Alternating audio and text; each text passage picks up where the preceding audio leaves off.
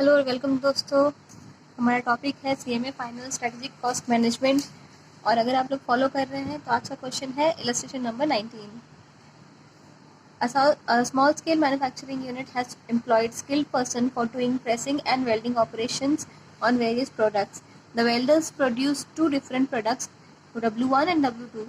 The press operators also produce two products, P1 and P2. Due to specific skill requirements, the press operators can't do welding job and vice versa. The labor hours and cost data in respect of the above four products are as under. Optimum mix का sum है ये, तो यहाँ पर एक से ज़्यादा product होगा। हाँ, यहाँ एक से ज़्यादा प्रोडक्ट है और यहाँ पर कुछ लिमिटिंग फैक्टर होगा एक कोई रिसोर्स का, तो वो भी हम लोग आगे देखेंगे। और यहाँ पे हम लोग अगर ऑप्टिमम मिक्स है तो हम लोग को प्रायोरिटी कंट्रीब्यूशन वाला जो मेथड है वो फॉलो करेंगे। कंट्रीब्यूशन निकाल के प्रायोरिटी सेट करेंगे, रैंकिंग देंगे। ठीक है, यहाँ पे जो स्किल पर्सन, ये जो कंपनी है ये स्किल पर्सन को एम्प्लॉय करती है किस काम के लिए? प्रेसिंग एंड वेल्डिंग के लिए। और यहाँ बोल रहा है कि जो वेल्डर है वो प्रेस ऑपरेटर्स का काम नहीं कर सकते और प्रेस ऑपरेटर्स वेल्डर का काम नहीं कर सकते। यहाँ पे डेटा गिवन है, hours per unit, price, direct material, labour rate, variable overheads for 4 products are given. The unit incurs 50,000 rupees per annum on fixed costs. The available labor hours for welding are 20,000 and for pressing are 16,000. तो labour hours given है, यहाँ labour का rate per unit दिया हुआ है, sorry direct labour rate per hour given है और total hours हमारे पास है, तो कॉस्ट निकाल सकते हैं। The unit has also observed that the market can absorb minimum 2,000 units of W1 to 2,500 units of W2, 1,800 units of P1 and 2,200 units of P2. तो यहाँ पर हमारे पास लिमिटेशन भी आ गया। पहला लिमिटेशन क्या था कि वेल्डर्स प्रेशर वाला काम नहीं कर सकते और ये इनका काम नहीं कर सकते।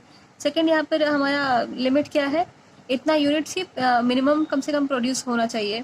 The demand keeps on fluctuating. The manager of the shop has therefore suggested that the worker should be trained to do either of welding or pressing job so that any excess demand can be fulfilled. It is estimated that this decision will increase the burden of fixed cost by 5,000.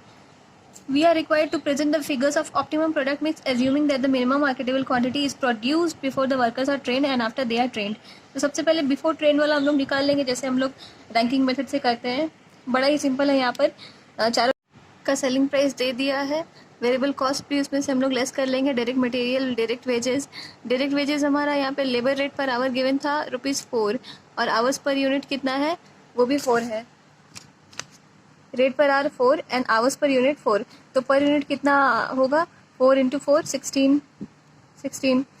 Similar इसका भी 4 4 16, 4 5 20 और 4 2 8, तो बस 16 कहाँ गया? हाँ, 16 16 20 और 8। Variable overhead भी दिया हुआ है क्वेश्चन में, ऐड करके लेस कर देंगे, कंट्रीब्यूशन आ जाएगा। कंट्रीब्यूशन पर आवर कैसे आएगा? Contribution divided by hours per unit, 14/4 10/4 ऐसे करके कंट्रीब्यूशन पर आवर निकाल के उसको रैंकिंग कर लेंगे। रैंकिंग के बेसिस पे P2 रैंक 1 होगा, P1 रैंक 2, W1 रैंक 3 और W2 रैंक 4। अब बिफोर तो हम लोग निकाल चुके हैं, अब आफ्टर दे आर ट्रेंड इसका हमको निकालना पड़ेगा।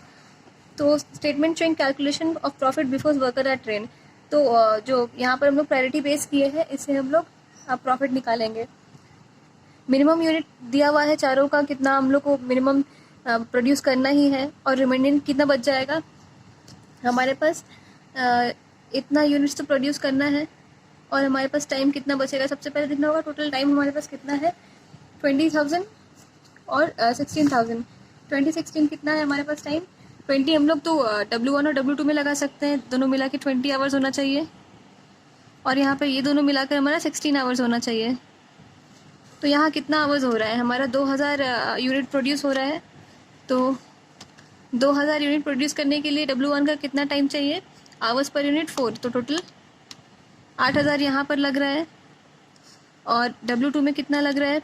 2,500 इंटू आवर्स पर यूनिट 4, 10,000 और 10 यहाँ लग रहा है, 8 10 18। तो हमारे पास कितना आवर्स अभी भी बचा हुआ है?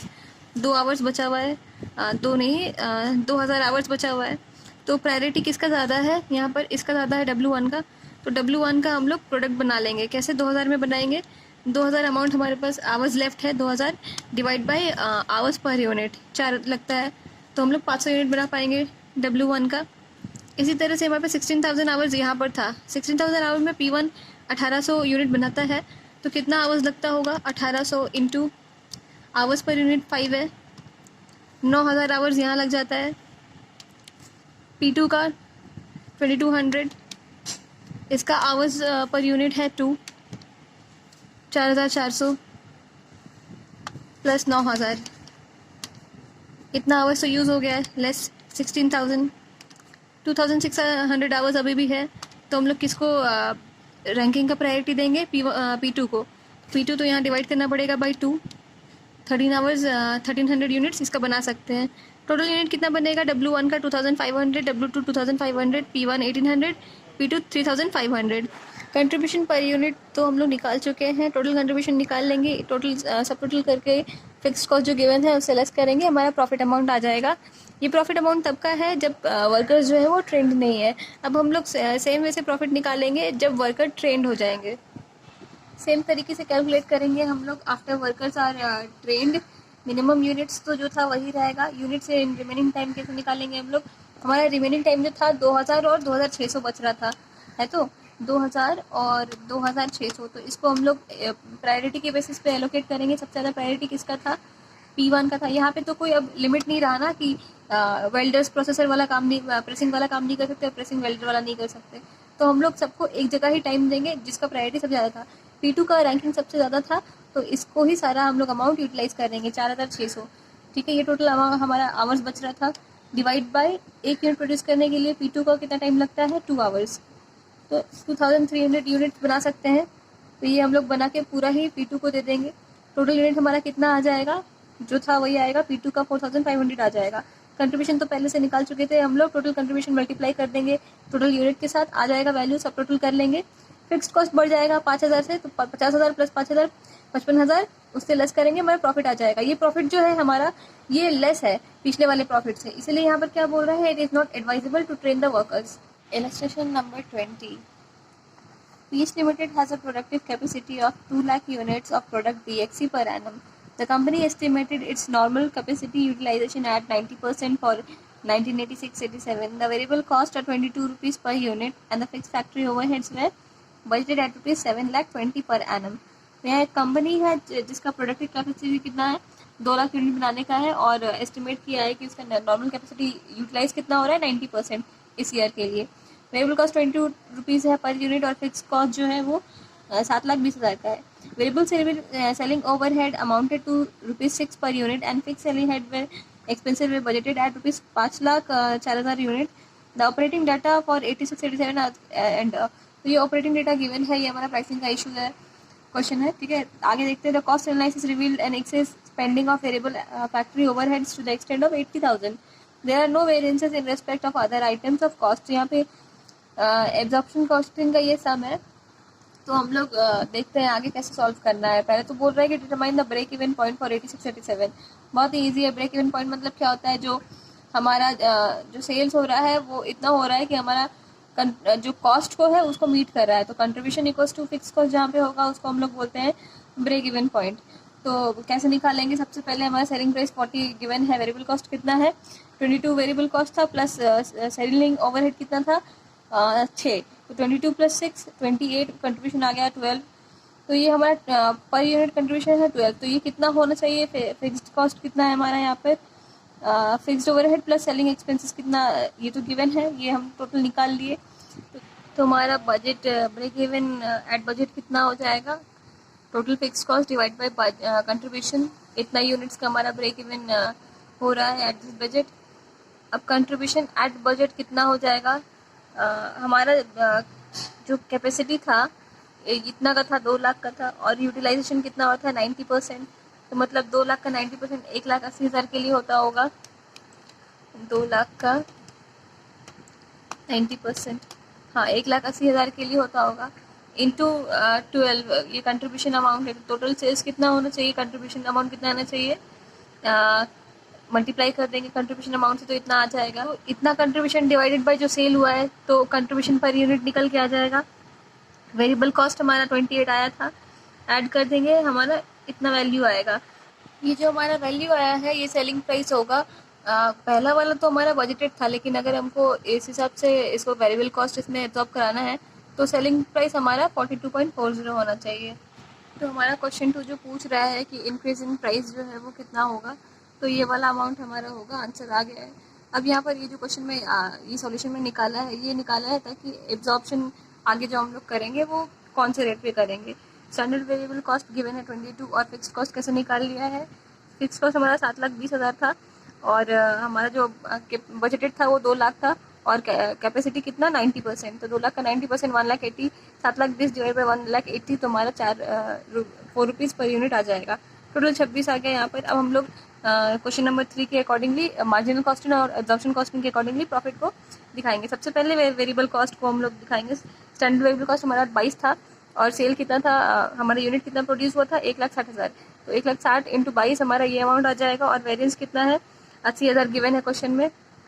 ऐड कर देंगे, हमारा टोटल वेरिएबल कॉस्ट आ जाएगा। Add fixed production cost absorb, तो रेट क्या था 4 था और कितना प्रोड्यूस किए हैं हम लोग 1,60,000, ये वैल्यू आ जाएगा। इसको भी ऐड कर देंगे। लेकिन हमारा जो फिक्स कॉस्ट है वो तो 7,20,000 दिया है और हमारा इस रेट से तो इतना ही आ रहा है, तो जो अंडर रिकवर हुआ है उसका वैल्यू निकाल लेंगे लेस करके, वो भी ऐड कर देंगे यहाँ पर। और ओपनिंग स्टॉक जो था हमारा वो भी ऐड करेंगे। ओपनिंग स्टॉक हमारा कितना गिवन है, हमारा 10,000 गिवन है और ये कौन से रेट पे हम लोग ऐड करेंगे 26 रुपीज़। यहाँ पर 26 कैसे यहाँ पर आया है, 26 अभी हम लोग जो वेरिएबल और फिक्स्ड किए थे उसका 26 ओपनिंग स्टॉक में ऐड कर देंगे। उसके बाद लेस करेंगे क्लोजिंग स्टॉक, कितना आएगा हमारा 1,60,000 प्रोडक्शन था, 10,000 ओपनिंग था, तो 70,000 1,70,000 हुआ। उससे लेस कर देंगे सेल्स, सेल्स हमारा 1,50,000, तो 1,70,000 लेस 1,50,000 20,000 यूनिट हमारा क्लोजिंग हो जाएगा। इसको कौन से रेट पे हम लोग यहाँ पर लेस करेंगे, वो रेट आएगा ऐसे इस तरह से। जो हमारा टोटल कॉस्ट का रेट आया था यहाँ पर रिकवरी के बाद, वो कॉस्ट ये हमारा 1,60,000 यूनिट पे था, तो कॉस्ट पर यूनिट कितना है ₹27 पर यूनिट, तो 27 जो कॉस्ट है मल्टीप्लाइड बाई 20 तो हमारा वैल्यू आ जाएगा 5,40,000। इसमें सेलिंग और डिस्ट्रीब्यूशन कॉस्ट को ऐड करेंगे। उसका वेरिएबल कितना था, सेलिंग एंड डिस्ट्रीब्यूशन कॉस्ट हमारा क्वेश्चन में गिवन है 6 रुपये और कितना सेल हो रहा है 1,50,000 यूनिट, तो वो हम यहाँ पे लिख देंगे। और फिक्स्ड हमारा गिवन है ये वाला अमाउंट क्वेश्चन में ऑलरेडी दिया हुआ है, तो दोनों को ऐड करके यहाँ पर हम लोग जोड़ देंगे। टोटल कॉस्ट हमारा निकल के आ गया और सेल्स कितना है 1,50,000 इंटू 40 ये सेलिंग प्राइस था, तो हमारा इतना सेल्स है। लेस कर देंगे कॉस्ट से, तो हमारा प्रॉफिट आ जाएगा बैलेंसिंग फिगर। इसके बाद प्रॉफिट अंडर मार्जिनल कॉस्टिंग, यहाँ पर कैसे किया है, सबसे पहले सेल्स कितना है जो यहाँ पर निकाले हैं वही सेल्स अमाउंट है। उसमें वेरिएबल कॉस्ट ऐड कर देंगे जो ऊपर हम लोग निकाल चुके हैं 3 लाख जो भी अमाउंट है यहाँ पर हम लोग निकाल चुके हैं, इसको हम लोग यहाँ पर वेरिएबल कॉस्ट में ऐड करेंगे और ओपनिंग ऐड करेंगे। ओपनिंग यहाँ क्या कौन रेट पे ऐड कर रहा है, ये हमारा जो स्टैंडर्ड कॉस्ट का रेट है, स्टैंडर्ड वेरिएबल कॉस्ट उसके रेट पे यहाँ पर ऐड कर रहा है ओपनिंग। उससे हम लोग क्लोजिंग लेस कर रहे हैं। ये क्लोजिंग वाला अमाउंट कैसे आया, तो हमारा 36 ये जो है ये वैल्यू, इसको डिवाइड कर रहे हैं 1,60,000 यूनिट से, 36,00,000 डिवाइड बाई 1,60,000 तो हमारा 4,50,000 आ जाएगा, ये वैल्यू आ जाएगा। ठीक है, इसके बाद हम लोग सेलिंग एंड डिस्ट्रीब्यूशन जो था वो ऐड कर देंगे 9 लाख। उसके बाद टोटल निकाल लेंगे हम लोग। इसके बाद कंट्रीब्यूशन तो आ ही जाएगा हमारा लेस करके, सेल से ये सारा कॉस्ट लेस करेंगे, कंट्रीब्यूशन आ गया। फिक्स कॉस्ट हमारा 7,20,000 और 5,04,000 यहाँ पे जो है दोनों को ऐड करेंगे, ये आ जाएगा। लेस करेंगे तो प्रॉफिट अमाउंट हमारा इतना आ जाएगा। अगला क्वेश्चन है question number 21। In difference point पे ये क्वेश्चन बेस्ड है, तो रीड करते हैं। Y company has just been incorporated and plan to produce a product that will sell for ₹10 per unit. Preliminary market survey shows that demand will be around 10,000 units per year. The company has a choice of buying one of the two machines. A would have fixed cost of 30,000 per year and would yield a profit of ₹30,000 per year on the sale of 10,000 units. Variable costs have been linearly for both machines. Machine B would have fixed cost of ₹18,000 per annum and would yield a profit of ₹22,000 per annum on the sale of 10,000 units. You are required to break even sales for each machine. तो ये indifference point का question है और यहाँ पर पहला question जो है वो ब्रेक इवन सेल्स निकालने बोल रहा है। बहुत ही ईजी है, हम लोग फटाफट सॉल्व कर लेंगे। सेलिंग प्राइस हमारा मशीन ए और मशीन बी का है 10 पर यूनिट और नंबर ऑफ यूनिट्स प्रोड्यूस हो रहा है वो भी 10,000 और 10,000 है। सेल्स कितना होगा उस हिसाब से 1 लाख और 1 लाख। फिक्स कॉस्ट हमारा गिवन है 30,000 ए के लिए, 18,000 बी के लिए। उससे अब हम प्रॉफिट भी हमारा बता रहा है यहाँ पे कि ए से हमारा प्रॉफिट आएगा 30,000 और बी से प्रॉफिट आएगा हमारा 30,000 और बी से आएगा 22,000, 30 एंड 22। तो हमारा कंट्रीब्यूशन निकल के आ जाएगा sales minus V C equals to कितना आता है कंट्रीब्यूशन प्लस फिक्स कॉस्ट, यहाँ पे प्रॉफिट आ जाएगा। अब यहाँ पर अगर फिक्स कॉस्ट से प्रॉफिट ऐड करेंगे हम लोग, सॉरी ये लेस होगा, कंट्रीब्यूशन से फिक्स कॉस्ट लेस होगा तो प्रॉफिट आएगा। तो प्रॉफिट और फिक्स कॉस्ट ऐड करेंगे तो कंट्रीब्यूशन आ जाएगा 30, 30, 60 कंट्रीब्यूशन आ जाएगा, ए का और बी का आ जाएगा 40। तो कंट्रीब्यूशन पर यूनिट कैसे आएगा, दिस डिवाइड बाय 10,000, इसको भी 10,000 डिवाइड करेंगे, 6 और 4 आ जाएगा। वेरिएबल कॉस्ट बहुत ही ईजी है, सेल माइनस कंट्रीब्यूशन करेंगे तो हमारा वेरिएबल कॉस्ट आ जाएगा, क्योंकि सेल्स माइनस वी सी को जो कंट्रीब्यूशन है तो इंटरचेंज करेंगे तो ये फॉर्मूला आ जाएगा। तो हमारा कंट्रीब्यूशन निकल आया है और वेरिएबल कॉस्ट भी निकाल लेंगे। ब्रेक इवन सेल्स का फॉर्मूला क्या है, F C by P V ratio. तो पी वी रेशियो कैसे आएगा, पी वी रेशियो का फॉर्मूला है contribution by sales, contribution by sale करेंगे तो ए के लिए 0.6 आ जाएगा। तो फिक्स कॉस्ट कितना था, फिक्स कॉस्ट 30,000 डिवाइड बाय 0.6 तुम्हारा 50,000 आ जाएगा। बी का भी वैसे निकाल देंगे। ब्रेक इवन यूनिट्स में कितना आएगा, डिवाइड बाय 10,000 कर देंगे तो यूनिट्स भी आ गया। बहुत ही सिंपल और इजी क्वेश्चन था पहला वाला। अगला क्वेश्चन बोलता है sales level where both machines are equally profitable. तो ये हमारा इंडिफरेंस पॉइंट बोल रहा है, मतलब ऐसा एक पॉइंट जहाँ पे दोनों का ही सेल्स लेवल जो आएगा दोनों ही मशीन से वो इक्वली प्रॉफिटेबल होगा। तो फार्मूला तो पता है, ब्रेक इवन सेल्स का फार्मूला क्या होता है, difference in fix cost divide bye difference in variable cost per unit. तो फिक्स कॉस्ट का हमारा डिफरेंस कितना है 30 माइनस 22 12,000, और फिक्स कॉस्ट का डिफरेंस वेरिएबल कॉस्ट का डिफरेंस कितना है 4 माइनस 6 2, तो हमारा 6,000 यूनिट्स आ जाएगा। तो अगर इतना यूनिट्स प्रोड्यूस करते हैं हम लोग तो फर्क नहीं पड़ता है कि आप मशीन ए से करेंगे या बी से, तो सेम लेवल ऑफ सेल्स देगा। नेक्स्ट हमारा क्वेश्चन बोलता है range of sales where one machine is more profitable than the other. तो रेंज ऑफ सेल्स क्या है, यहाँ पर हमारे पास जो ये यूनिट है या तो सेम रहेगा। तो अगर 6,000 से हमको ज़्यादा प्रोड्यूस करना है तो उस केस में हमारा ए मोर प्रॉफिटेबल रहेगा। क्यों, क्योंकि ए का जो हमारा वेरिएबल कॉस्ट है वो कम है, और वेरिएबल कॉस्ट विद सेल्स, जहाँ सेल्स बढ़ेगा तो वेरिएबल कॉस्ट भी वहाँ पे बढ़ रहा है। ठीक है, इसीलिए अगर हम लोग को 6,000 से कम ज़्यादा प्रोड्यूस करना है तो हम लोग लेस वेरिएबल कॉस्ट वाला चूज़ करेंगे। लेकिन अगर हमको 6,000 से बिलो का यूनिट्स प्रोड्यूस करना है तो मशीन भी ज़्यादा प्रॉफिटेबल होगा, क्योंकि फिक्स्ड कॉस्ट भी लोअर है, वेरिएबल कॉस्ट भले ही ज़्यादा है लेकिन फिक्स्ड कॉस्ट कम है इसका। तो हम लोग इसको ऑप्ट करेंगे as per the our demands. अगला सम इलस्ट्रेशन नंबर 22 है, ऑप्टिमम मिक्स का सम है। A farmer owns an organic, ये वाला सम हम लोग पहले भी देख चुके हैं ऑप्टिमम मिक्स का। तो यहाँ पे जो हम लोग को रैंकिंग करना होगा, यहाँ पे एक से ज़्यादा प्रोडक्ट होगा। तो क्वेश्चन देखते हैं। तो एक फार्मर है जिसका एक एरिया है, वहाँ पे वो 300 एकड़ का उसका एरिया है, on which he grows Apple, apricot, cherry and plums. और टोटल एरिया 200 लैंड है suitable for apricots and cherries. तो 300 में से 200 लैंड जो है वो एप्रिकॉट और चेरीज के लिए ही सुटेबल है, और रिमेनिंग एकड़ जो है वो कोई भी फ्रूट की वहाँ पे ग्रो कर सकते हैं। द मार्केटिंग पॉलिसी, ये हमारा लिमिटेशंस भी है एक तरह से। The marketing policy requires that in each session all the 4 types of fruit must be produced and the quantity of any one of the fruit should be not less than इतना boxes। तो बोल रहा है कि इन्हीं season सारा ही तरह का फ्रूट्स प्रोड्यूस करना है, और मिनिमम इतना तो प्रोड्यूस करना ही है, 12,000 बॉक्सेस मिनिमम प्रोड्यूस करना ही चाहिए। It is essential that the area devoted to any one should be in terms of complete acres and not in fraction.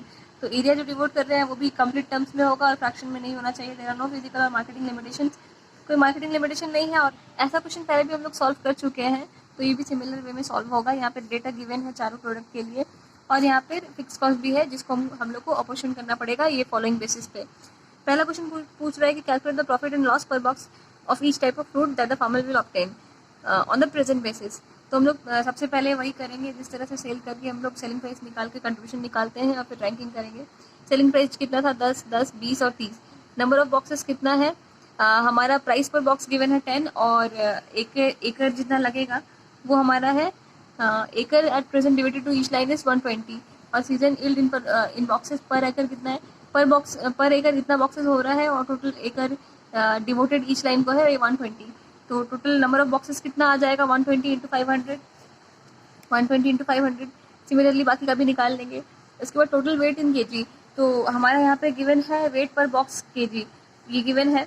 ठीक है, तो वही हम लोग यहाँ पर लिख लेंगे number of boxes into wait पर बॉक्सेस। नंबर ऑफ बॉक्सेस यहाँ पर निकाल चुके हैं, मल्टीप्लाई कर देंगे 30 से। ए के केस में, एप्पल के केस में, एप्रिकॉट के केस में भी 30, चेरीज के केस में 40 से हम लोग मल्टीप्लाई कर देंगे नंबर ऑफ बॉक्सेस।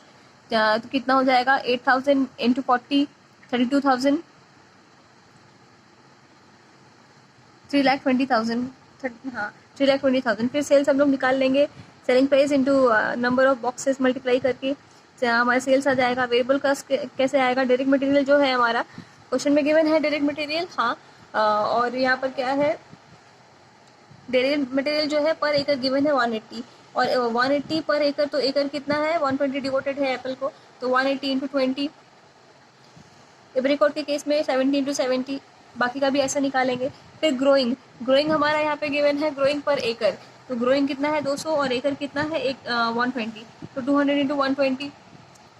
हार्वेस्टिंग का भी वैसा ही होगा हमारा, हार्वेस्टिंग का यहाँ पे जो दिया है हार्वेस्टिंग एंड पिकिंग पर बॉक्स इज 1, टोटल बॉक्स कितना है मल्टीप्लाई कर देंगे 1 से, 1 इंटू 60,000 है पहले के केस में, तो 60,000 आ जाएगा। बाकी का भी ऐसे ही सॉल्व करेंगे। इसके बाद हमारा ट्रांसपोर्ट कितना है, ट्रांसपोर्ट का यहाँ पर दिया है एप्पल के केस में 2 पर बॉक्स, तो टोटल बॉक्स कितना है 60,000 इंटू 2 हमारा आ जाएगा value. Total variable cost add कर देंगे, सेल से लेस करेंगे, हमारा कंट्रीब्यूशन आ जाएगा, कंट्रीब्यूशन हमारा सबका आ जाएगा। इसके बाद हम लोग क्या करेंगे, फिक्स कॉस्ट को अब अपोर्शन करेंगे। कैसे अपोर्शन करेंगे, हमारा गिवन है कल्टीवेशन एंड ग्रोइंग के लिए फिक्स कॉस्ट कितना है, इतना है, जो कि डायरेक्ट लेबर पे ये हो रहा है, अपोर्शन हो रहा है। तो हमारा डायरेक्ट लेबर जो है वो यहाँ पर ग्रोइंग पर एकड़ पे है, तो यहाँ जो ग्रोइंग पर एकड़ है वो एप्पल के केस में 24,000 है, तो 24,000 है, और हमारा टोटल कितना है 46,400, तो 24,000 46,400 के लिए था एप्पल का, तो यहाँ पे कितना होगा 27,840 जो है 27,840। सबसे पहले तो 24,000 ये जो लेबर ग्रोइंग वाला अमाउंट है, this divide by total 4640 multiplied by जो हमारा यहाँ पर वैल्यू है 27,840 इंटू 27,840, हमारा वैल्यू आ जाएगा 14,400। एप्रिकॉट के केस में क्या हो जाएगा, हमारा 10,500 है, डिवाइड बाय टोटल इंटू हमारा जो लेबर कॉस्ट ये है, ग्रोइंग एंड कल्टीवेशन का फिक्स कॉस्ट जो है, ग्रोइंग एंड कल्टीवेशन का फिक्स कॉस्ट, इसे मल्टीप्लाई करेंगे। चलिए इसके लिए क्या करेंगे, हमारा ये अमाउंट लेंगे डिवाइड बाय दिस इंटू वही वाला अमाउंट हमारा ले लेंगे। इस तरह से बाकी का भी निकाल लेंगे। हार्वेस्टिंग का भी सेम है, डायरेक्ट लेवल कॉस्ट पेड करें तो इस पे ही हम लोग इसको मल्टीप्लाई करेंगे ईच के लिए। एडमिन के लिए क्या करेंगे, इतना है नंबर ऑफ बॉक्सेस प्रोड्यूस में, तो हमारा एप्पल के लिए क्या हो जाएगा, नंबर ऑफ बॉक्सेस प्रोड्यूस कितना हो रहा था 60,000 हो रहा था, 60,000 डिवाइड बाई टोटल इंटू ये वाला, तो एप्पल का आ जाएगा। सिमिलरली एप्रिकॉट का कैसे आएगा 10,500 divide by total into admin का वैल्यू, तो हमारा उसका आंसर आ जाएगा। ट्रांसपोर्ट का भी इस तरह से कर लेंगे, वेट प्रोड्यूस पे है तो हमारा वेट प्रोड्यूस हम लोग निकाल चुके हैं यहाँ पर, ठीक है। तो this divide by this into ये वाला वैल्यू तो हमारा एप्पल के लिए आ जाएगा। एप्रिकॉट के लिए this divide by total into transport का वैल्यू तो वो आ जाएगा। लैंड रेवेन्यू किस पे है, नंबर ऑफ एकर्स कल्टिवेटेड है, तो ये भी बहुत ईजी है। हमारा लैंड रेवेन्यू 9,000 है और एकड़ कल्टिवेटेड ए का कितना है 120, 120 divide by 300, 120 divide by 300 into 9,000, ये वाला हमारा आ जाएगा 3,600 एप्पल के लिए। इसी तरह से हम लोग एप्रिकॉट का निकाल लेंगे 70 डिवाइड बाई 300 इंटू 9,000, हमारा लैंड रेवेन्यू पहले के लिए आ रहा था 3,600, सबको ऐड कर देंगे, हमारा टोटल कॉस्ट आ जाएगा, लेस कर देंगे, प्रॉफिट आ जाएगा, हमारा लेस करेंगे हम लोग कंट्रीब्यूशन से, हमारा प्रॉफिट आ जाएगा। उसमें प्रॉफिट पर बॉक्स कैसे आएगा, जो प्रॉफिट आया है divide by number of box कर देंगे, हमारा प्रॉफिट पर बॉक्स आ गया। तो हमारा आंसर यहाँ तक सॉल्व हो गया पहला वाला के लिए। अब हम लोग यहाँ पर रैंकिंग कर लेंगे। रैंकिंग कैसे करेंगे, कंट्रीब्यूशन पर एकड़ निकालना होगा उसके लिए, क्योंकि यहाँ पर एकड़ पे दिया हुआ है हमारा क्वेश्चन। तो कंट्रीब्यूशन हमारा कितना आया था पहले एप्पल के लिए 3,74,400, इसको डिवाइड कर देंगे, नंबर ऑफ एकड़ एप्पल के लिए कितना था 120 था, तो हमारा वैल्यू हो जाएगा 3,120 आ गया। सबका निकाल लेंगे ऐसे, फिर रैंकिंग दे देंगे, ठीक है। इसके बाद हमारा दूसरा क्वेश्चन जो पूछ रहा था कि ऑप्टिमम मिक्स जो फाइंड करना है, तो मिनिमम बॉक्सेस कितना प्रोड्यूस करना है, क्वेश्चन में गिवन है 12,000 सबका प्रोड्यूस करना ही है, और area required for this minimum maker कितना होगा। अब 12,000 बॉक्सेस प्रोड्यूस करना है, तो 12,000 डिवाइड बाय एरिया कितना रिक्वायर्ड है, यहाँ पर 500 गिवन था हमारा। सीजन यील्ड्स इन बॉक्सेस पर एकड़ हमारा 500 है, तो डिवाइड बाय 500 करेंगे, हाँ 24। तो एरिया कितना, area required for this minimum maker कितना होगा 24, 80, 120 एंड 60।